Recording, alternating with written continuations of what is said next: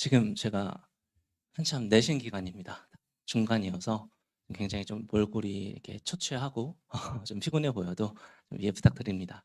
다시 인사드릴게요. 영어 강사 김은영입니다. 그래서 이번 방학 특강 한번 좀 준비를 해 봤는데요.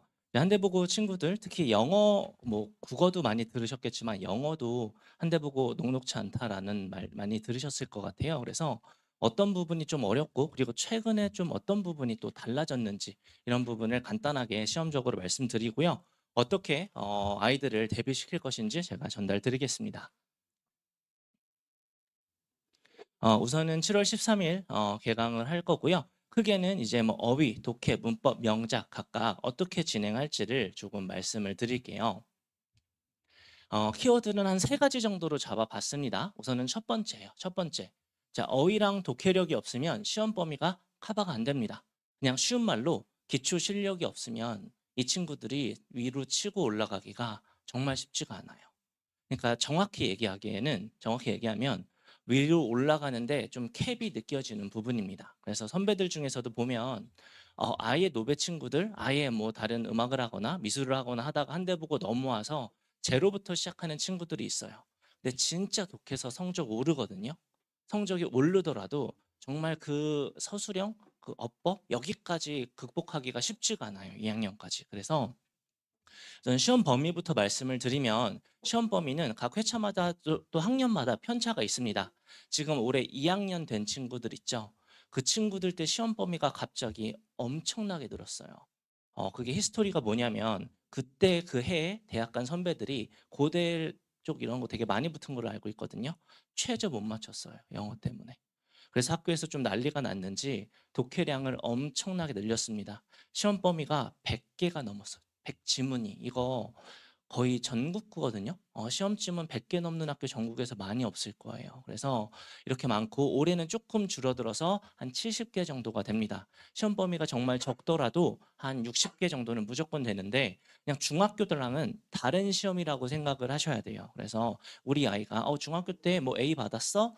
본문 잘 외웠어? 하는 친구들 한 대 보고 시험 범위를 다 외울 수 있는 친구면은 한 대 보고 가면 안 됩니다. 뭔가 진짜 영재나 천재 쪽에 가까워요. 시험 범위를 절대로 다 외울 수가 없고요.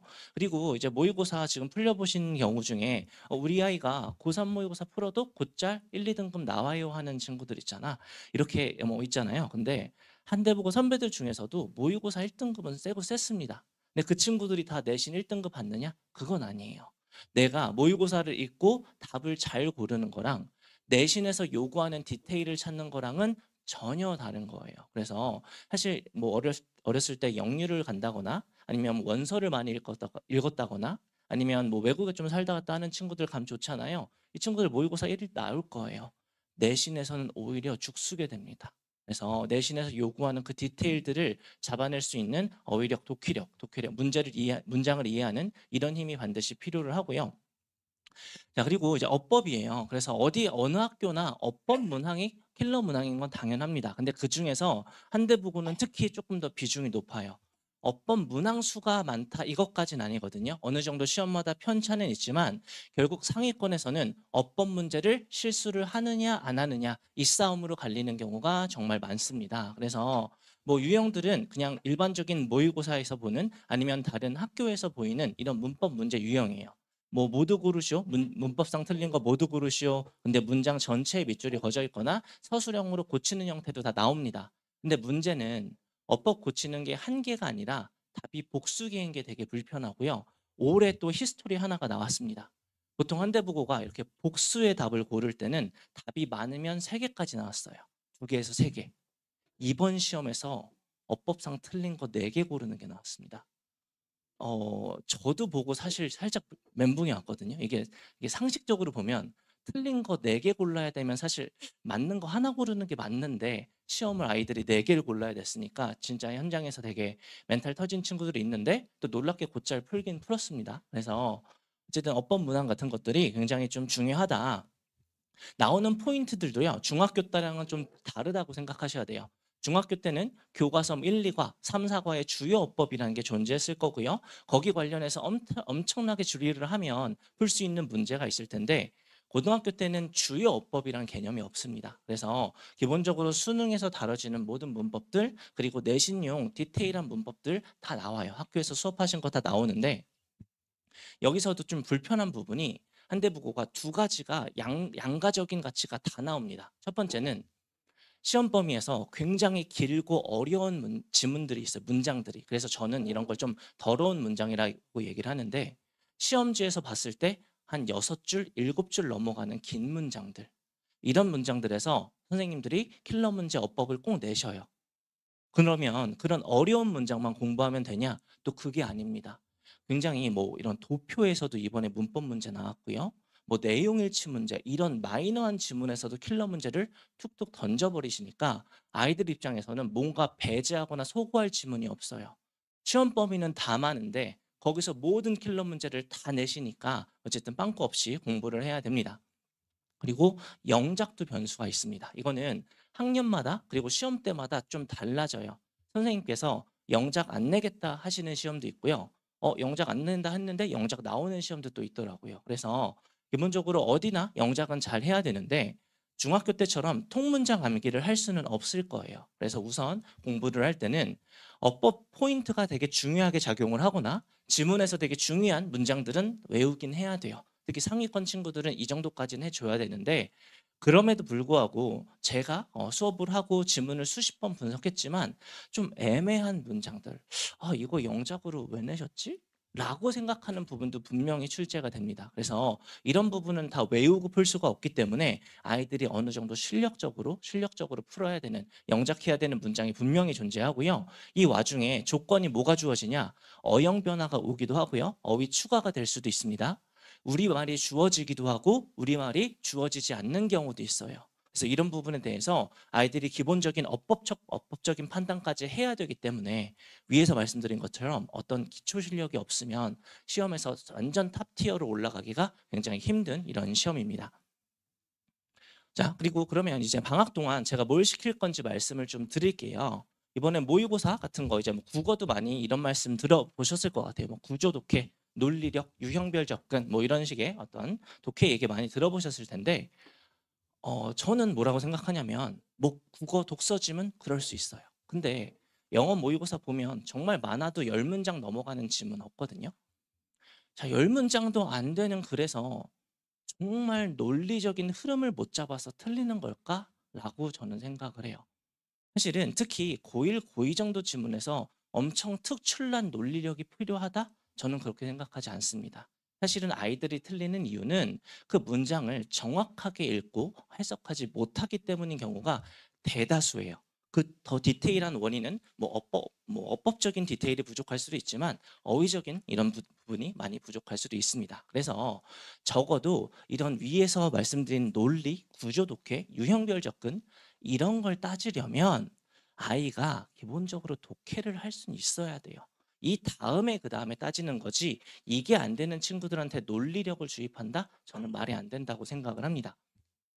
문장부터 정확히 이렇게 볼 줄 알아야 되는데 그러려면 어떻게 해야 되냐? 내가 문장을 읽고 고민해야 되는 시간이 쌓여야 돼요. 그래서 독해 수업은 어쨌든 아이들에게 글을 읽을 때 문제에서 답을 찾아가 아니라 글을 많이 읽어봐 라는 쪽에 포커스를 맞춰서 방학 동안 수업을 할 겁니다. 자, 학습 얘기 좀 할게요. 선배들 케이스를 그냥 크게 이렇게 나왔어요. 문장을 잘 읽는 친구들은 당연한 얘기지만 디테일 파악할 수 있고요. 내용 파악이 빨리 되면 어법, 어휘 디테일 살아나겠죠. 그렇죠? 그러면 당연히 효율이 올라가고 선순환이 이루어집니다. 근데 어떤 이유로든지 문장 이해를 못해요. 모르는 어휘가 정말 많다거나 문장을 읽는 힘이 부족하다거나 디테일이 떨어진다거나 이러면 결국 디테일 다 빵꾸 나죠. 뭐만 하게 되냐면 시험 다가오면 맹목적으로 암기만 하게 됩니다. 뭐 피지컬이 정말 좋은 친구들, 암기력 정말 대단한 친구들 있어요, 가끔. 그런 친구들 제외하고는 사실 이렇게 맹목적으로 외우게 됐을 때 효율이 날 수가 없습니다. 어떤 디테일을 요구하는 문제들을 다 틀리게 되고요. 그래서 저는 우선은 독해를 풀 때 일반적인 기출 모의고사만 풀리면 안 되겠다라고 생각을 해요. 적어도 내신까지 바라보는 입장에서는 글을 읽혀야 되잖아요. 그래서 저는 어떻게 모의고사를 구성을 하냐면 독해에서 내용 일치 문제를 냅니다. 근데 그냥 독해가 아니라 보시면 길죠. 고1 거보다 좀 더 난이도가 있는 지문들을 제가 선별을 해서 자, 이거 뭐 선지 1번 답, 2번 답 고르는 거 중요치 않아. 이 지문에서 이 내용 정확히 어디 있는지까지 찾아내. 라는 내용일치 유형까지 집어넣습니다. 독해에서. 제가 다 만들고요. 선지 지문들 다 보고 넣습니다. 그리고 그 다음에 일반적인 모의고사 유형들 이렇게 풀릴 거예요.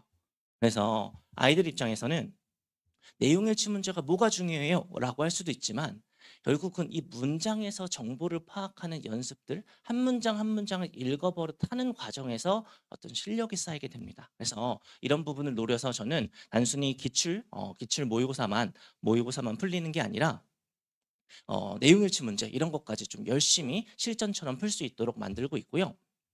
그래 디테일을 파악하고 그리고 여기서 나오는 이 독해 지문들은 올해 1학년 그 부교재가 바뀌었어요. 올림포스 기출모의고사집으로 바뀌어서 사실 모의고사 지문들이 부교재로 다 나온다고 생각을 하시면 됩니다. 그래서 우선은 고1 기출 시험에 나오는 난이도에 맞춰서 독해를 준비를 했는데 이건 수업을 진행하면서 어느 정도 독해 난이도는 조절을 할 수가 있어요. 그래서 아이들이 어느 정도 문제를 잘 푼다라고 하면 조금 높은 난이도의 독해를 진행할 계획입니다. 자, 그리고 어법입니다. 자, 어법이요. 어법은 이렇게 좀 생각해 볼 수 있을 것 같아요. 뭐 한대보고 학생이 300명이 있다라고 했을 때 300명 중에 나 어법 문제 자신 있어? 어법 문제 잘 풀어? 하는 친구들 10명도 안 될 거예요. 항상 변수가 있는데 그럼 궁금하잖아요. 아, 어법 문제 어떻게 잘 풀지? 제가 생각하는 답은 어법 개념을 정리하는 건 아니라고 생각합니다. 사실 시험에서 나오는 어법들 중에 아이들이 처음 듣는 어법들은요 5%도 안 될 거예요.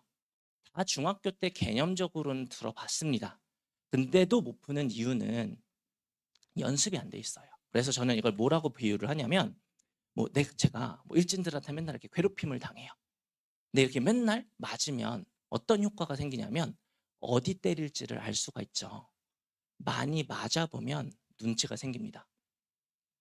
문법 문제는 눈치가 생겨야 돼요. 그래서 실제로 어떤 유형으로 어떤 포인트를 문법을 내는지 많이 풀려볼 겁니다. 당연한 얘기지만 한대부고 어법 기출문제를 솔팅해서 풀릴 거예요. 근데 이것만 바로 풀면은 어려울 수 있거든요. 그래서 그 문장 단위로 어떤 특정 포인트에 대한 연습을 하고 제가 직접 출제한 모의고사까지도 납니다. 여기 있는 모의고사들 기출문제 아니야 라고 할 수 있는데 거기 있는 포인트들 제가 다 바꿔서요. 답이 1개부터 4개까지 있습니다. 아까 기출에서 되게 어려웠던 변별력 주는 문제가 어법으로 모두 고르시오였잖아요. 그 문제를 제가 직접 다 만들어서 문제를 풀릴 거예요. 처음에는 아이들이 손도 못 댑니다. 근데 한 3회차, 4회차 풀다 보면 어떤 느낌이 있냐면 이 밑줄을 보면 뭘 물어보는 거네. 뭐부터 읽어야겠네. 어딜 찾아야겠네가 눈치가 생겨요. 그래서 사실 제 수업 문법 그 커리 이름이 눈치거든요. 그래서 이런 눈치를 챙길 수 있게끔 반복해서 많이 맞아보는 이런 연습이 문법 문제입니다. 그래서 오해하시면 안 되는 게 방학 동안 문법 개념 정리, 투부정사 정리, 분사구문 정리 이 문법에서 나왔을 때 제가 설명은 해주지만 이걸 무슨 챕터별로 다 나눠서 설명하지는 않을 거예요. 그래서 문제를 많이 풀려볼 거고요. 그리고 영작도 합니다. 그래서 영작 같은 경우는 아이들마다 편차가 정말 큽니다. 감이 좋은 친구들은 어느 정도 잘 치고 나가는데 감이 약간 없는 친구들, 훈련이 안 된 친구들은 시작조차 못해요. 그래서 각각 회차별로 좀 난이도별로 문장들을 구성을 했고요. 내신에서 나오는 영작 기출 포인트들이 있을 거 아니에요. 그래서 예를 들어 한대부고 같은 경우는 오형식 패턴 정말 많이 물어보시고요. 동명사 수동태 그리고 더비교과 과목적어 요새 굉장히 핫합니다. 이런 포인트들을 제가 하나씩 설정을 해서 기본적인 문장 구조를 활용할 수 있게끔 연습하는 게 마지막 시간에 있어요. 그래서 아이들이 영작을 제가 시험을 보고 문장 설명을 하고 영작을 쓸 때 제가 그냥 가만히 지켜보는 게 아니라 이때는 옆에서 첨삭을 해줘야 돼요. 그래서 제가 지나다니면서 아이들이 헤매고 있는 부분은 어떻게 문장을 시작해보자. 그리고 이런 영작 연습을 꼭 해야 되는 게 뭐냐면 이 문법을 알자도 있지만요. 영작을 하면서 날려먹는 디테일들이 굉장히 많습니다. 한번 영작하시는 거 보시면 알 텐데 주어 동사 수일치 이런 것도 그냥 엄청 날려먹어요. 엄청 날려먹어요. 스펠링 같은 거는 뭐 그래도 봐줄 수 있지만 이런 디테일한 부분들 영작할 때 되게 이상한 부분에서 날아가는 부분들까지 제가 옆에서 보면서 피드백을 하고 영작 훈련할 수 있게 만들어줍니다. 그리고 단어장도 시킬 건데요. 지금 한대부고에서 되게 중요한 요소가 단어입니다. 트렌드 변화를 잠깐 말씀을 드리면 한 2년 전까지는 한대부고가 시험 범위는 정말 많지만 어떤 학교였냐면 본문 변형 없기로 유명한 학교였어요. 그러니까 지문에서 본문 변형이 없다라는 건 우리 아이가 정말 성실하게 이 지문을 공부했으면 그게 똑같이 나오니까 변수가 많이 적었다는 거예요. 근데 지금 최근 2년간 본문 변형 계속 이루어지고 있고요. 올해는 심지어 더 적극적으로 본문 변형이 이루어졌습니다. 그리고 또 하나의 트렌드가 뭐냐면 선지가 어려워요. 선지를 굉장히 좀 고급지게 그리고 어휘들을 많이 쓰셔가지고 어떤 케이스가 발생을 하냐면 우리 아이가 이 지문 공부 완벽하게 했어요. 딱 보자마자 아 이거 뭔지 알아. 내용 알아. 빈칸에 들어갈 말도 알아요. 근데 빈칸 선지를 바꿔 쓰시거든요. 선지 해석을 못해서 틀립니다. 선지에 있는 어휘들을 모르니까 틀리는 상황이 최근 2년간 굉장히 많이 발생하고 있어요. 그래서 어휘를 되게 빡세게 외우게 해야 되는데 올해 바뀐 어휘 단어장이 이겁니다. 자, 이 단어장이 기존에는 어휘 끝을 썼었는데 가장 큰 차이점은요. 어휘량이 되게 많아요. 그래서 보통 시험 한 번 볼 때 단어들이 300개 정도였습니다. 이번에 1학년 시험 한 개 볼 때 단어 540개 정도 돼요. 거의 2배 가까이 단어 암기량이 늘어났고 그리고 단어 뜻을 물어보시는 게 아니라 예문까지 봐야 됩니다. 그래서 아이들 입장에서는 사실은 단어장이 4문제 나왔거든요, 이번에. 근데 그렇잖아요. 지문 공부하느라 단어장 공부하는 건 사실 조금 부차적이 되게 쉽거든요. 단어장 4개 중에 2개, 3개 날아가면 이미 등급은 날아가거든요, 같이. 그래서 아이들 입장에서 되게 부담이 많은 부분이 이 단어장인데 미리 외우게 시키겠습니다. 그래서 방학 동안 이 단어장으로 계속 바퀴 돌리고 단어 뜻도 시험 보지만 예문까지 시킬 거예요. 그래서 예문에서 예문을 읽고 단어 공부할 수 있게끔 이것까지 시험을 봐서 어쨌든 1학년 되기 전에 이 책 2-3 바퀴는 돌려놓고 아, 이 단어들 다 봤던 거네. 예문 다 봤던 거네. 라는 상태를 만들어 놓겠습니다. 그래서 이렇게 단어까지 공부시킬 거고요. 뭐 당연한 얘기지만 혹시 뭐 선배 중에 저랑 수업 듣는 이런 친구가 있으면 제가 아이들 하나하나 성적 관리하고 어머님들께 다 노티 드리고 거기 피드백 드리는 거는 많이 알고 계실 거예요. 뭐 방학 수업도 마찬가지로 아이들 성적 평균 다 정확하게 말씀드리고 제가 하나 약속드리고 싶은 건 이거예요. 그냥 방학 동안 내가 관리하지도 못하고 검사하지도 않은 숙제 무책임하게 던져주지 않을 겁니다. 제가 충분히 수업 때 커버하고 풀어와야 될 부분은 확실하게 주되 제가 준 숙제 시험은 100% 제가 케어할 거예요.